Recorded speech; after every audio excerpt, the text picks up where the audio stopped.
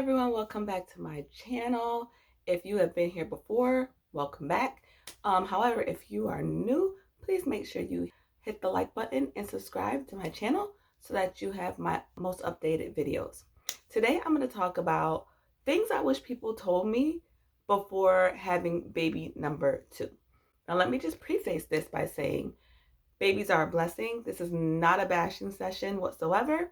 I love my daughter. She is a beautiful, beautiful blessing. However, there are some things that I wish I knew to help me better prepare for bringing baby number 2 home.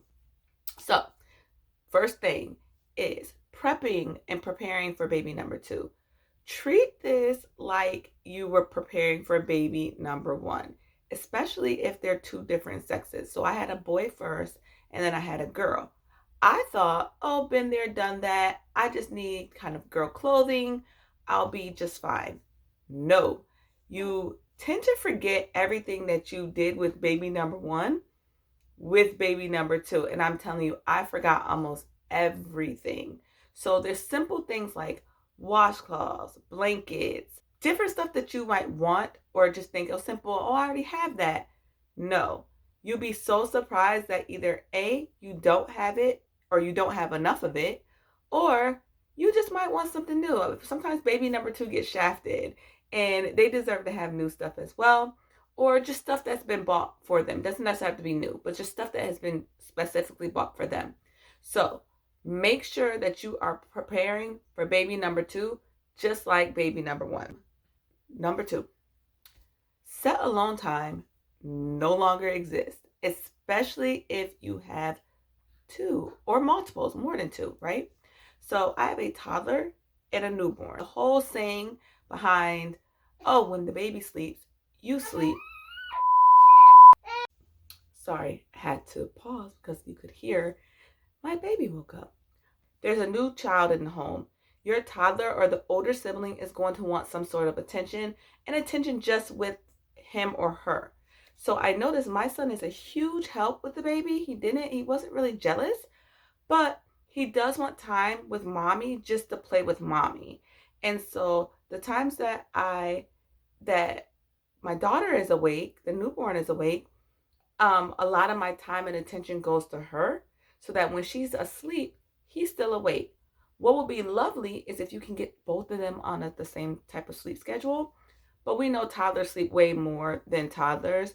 But even if their nap time, like your toddler's nap time, kind of corresponds with the time that your newborn might go to sleep, would definitely be a plus.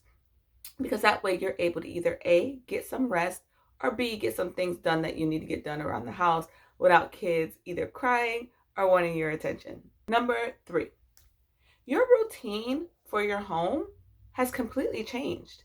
Understand that you had a routine with your family, your toddler, or whoever else was in the home, right? Whoever siblings were in the home. So you had this routine down pat. Now you have a new person jumping in the mix. So that routine gets all scrambled. You have to set up a brand new routine for everyone in the house because that addition of a baby changes everything for everyone in some type of way. So please make sure that you find some sort of balance with the routine in your home, because baby number 1 now has baby number 2 who's interrupted that routine. This is an extension to number 3. So number 3, extended. All kids are different.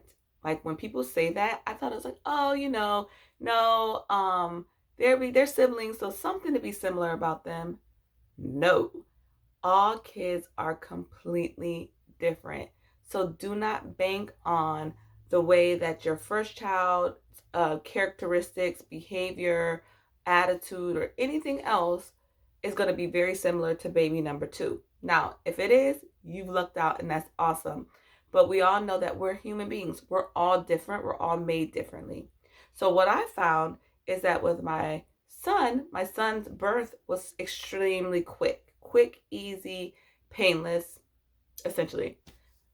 Baby number 2, she was actually overdue, and the epidural wore out at the end of my childbirth session, and I felt everything. Another example is my toddler didn't cry as much. My son didn't cry as much as a newborn baby. He's very chill.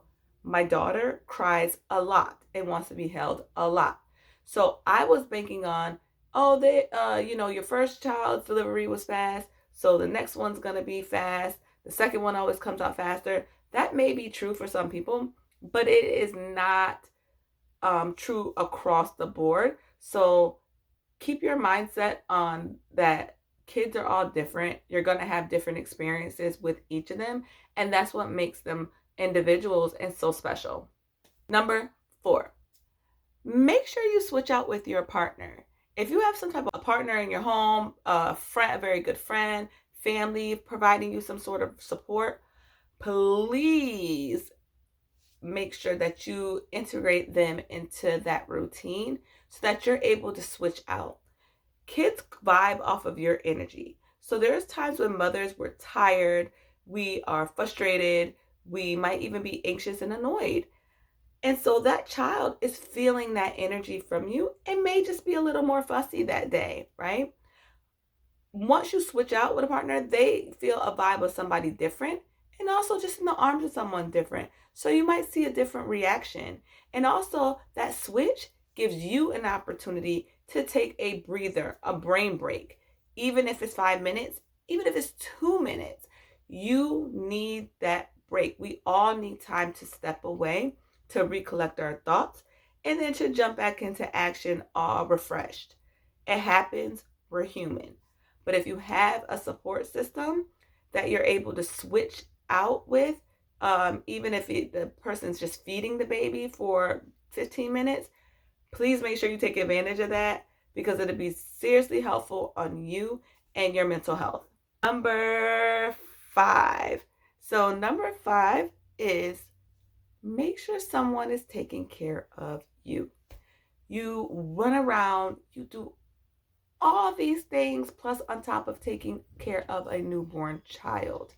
So you're taking care of the child, you still have laundry, you still have dishes, you still have to cook dinner for your family, you still have to play with your toddler, you still have to maybe do some work. I'm not sure how your situation is set up, but you realize that you're running around taking care of everyone else, and who's taking care of you? Who has that responsibility for taking care of you? So please make sure that you identify either your partner, a family member, a friend, someone to check on you to make sure that you're doing okay. And when people reach out to say, hey, do you need anything? Take them up on their offer, whatever you need, no matter how big or how small. Take them up on that offer and let them support and help you. Here's lunch. Andrew!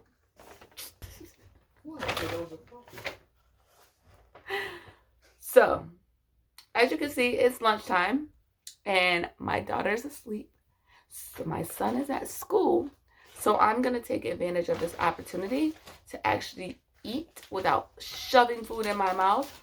Actually just peacefully eat and rest and chill out until it's time for another feeding.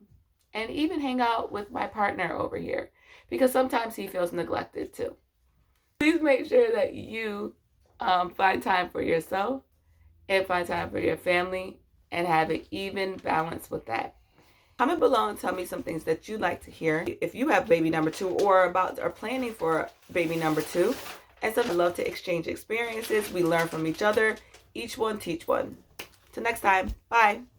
If you haven't experienced being uncomfortable, you haven't served your purpose. Be spontaneously you.